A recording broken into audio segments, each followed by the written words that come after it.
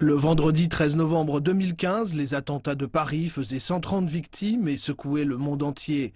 Aussitôt, la Chine se déclarait profondément choquée et condamnait vigoureusement ces attaques terroristes. Le lendemain 14 novembre, la tour de la Perle orientale de Shanghai était illuminée aux couleurs du drapeau français en hommage aux victimes. Pourtant, quelques jours après, un article paru dans l'hebdomadaire français l'Obs allait choquer profondément l'opinion publique chinoise.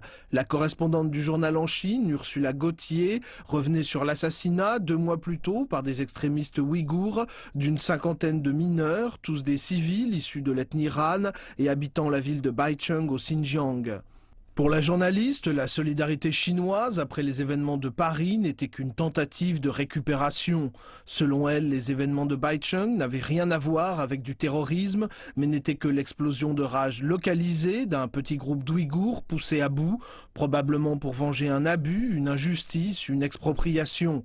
La journaliste française mettait également en doute l'existence du mouvement islamique du Turkestan oriental et rendait responsable de l'attaque la politique des autorités de Beijing.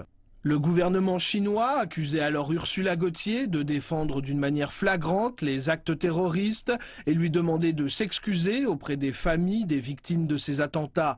Devant son refus, les autorités de Beijing décidaient de ne pas lui renouveler sa carte de presse et son visa. Dans un article paru sur le site Le Grand Soir, le journaliste Maxime Vivas a réagi vigoureusement au double standard de certains journalistes français. Selon lui, si Ursula Gauthier avait écrit sur les attentats terroristes de Paris ce qu'elle a écrit sur les attentats au Xinjiang, elle aurait eu à en répondre devant la justice française.